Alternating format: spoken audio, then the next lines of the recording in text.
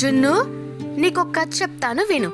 అనగనగా దక్షిణ భారతదేశంలోని ఒక సుసంపన్నమైన రాజ్యంలో ఒక న్యాయపరుడు, ధార్మిక రాజు ఉండేవాడు.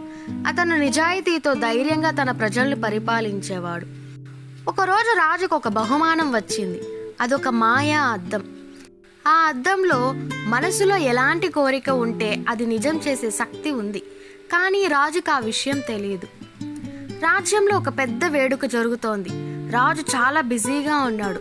ఒక వంక పోతే మంత్రి రిపోర్ట్ అడుగుతాడు, మరో వంక పోతే వంటగాడి కేక్ ఎలా ఉండాలో అడుగుతాడు. ఛీ, ఎవరో ఒకరు ఏదో రకంగా విసుగు కలిగిస్తూనే ఉన్నారు అని అనుకుంటాడు రాజు. రాజు తన మనస్సులో, రాజుగా ఉండడం ఎంత కష్టమో, కేవలం కేక్ చేసేవాడిగా ఉండి సంతోషంగా ఉన్నా ఎంత బాగుండేది.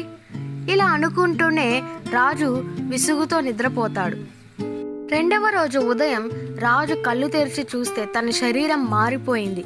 అతడు రాజమహల్లో కాదు, ఒక చిన్న వంటింటిలో ఉన్నాడు. అతని దగ్గర వంట పరికరాలు, పిండి, గుడ్లు. రాజు ఆశ్చర్యంతో, ఇదేంటి, నా సింహాసనం ఎక్కడా, నా మంత్రి ఎక్కడా అనుకుంటూ నిద్రలేచాడు. చేసేదేమీ లేక చివరికి రాజు వంట చేయడానికి ప్రయత్నిస్తాడు. కానీ పిండి మొత్తం ముఖానికి పడుతుంది. గుడ్లు పగలక మళ్ళీ కత్తితో కొట్టే ప్రయత్నం చేస్తాడు. ఇది చూసి బాబు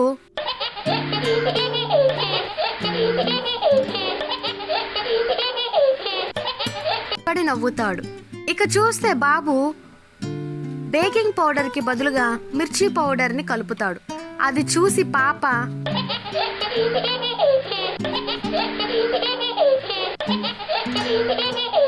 అవుతుంది. చివరకు ఒక పెద్ద కేక్ బ్లాస్ట్ అవుతుంది. అందరూ పిండి క్రీమ్లో మునిగిపోతారు.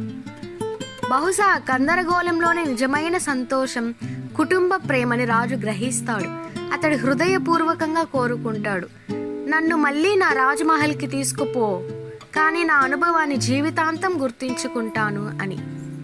మాయా అద్దం తిరిగి పనిచేస్తుంది. రాజు తిరిగి తన సింహాసనంలోకి వస్తాడు. ఆ తరువాత రాజు బహుమానం ఇచ్చిన వ్యక్తి గురించి విచారించగా అతను చెప్తాడు, అదొక మాయా అద్దం, ఆ అద్దంలో ఏం కోరుకున్నా సరే జరుగుతుంది అని.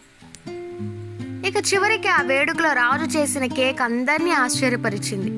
మంత్రి నవ్వుతూ, మహారాజా, మీ కేక్ సుమారు ఓ ఘన విజయం. రాజు కూడా నవ్వుతూ సమాధానమిస్తాడు. రాజు, ప్రతి కేక్ వెనక ఒక గొప్ప కథ ఉంటుంది అంటూ చెబుతాడు.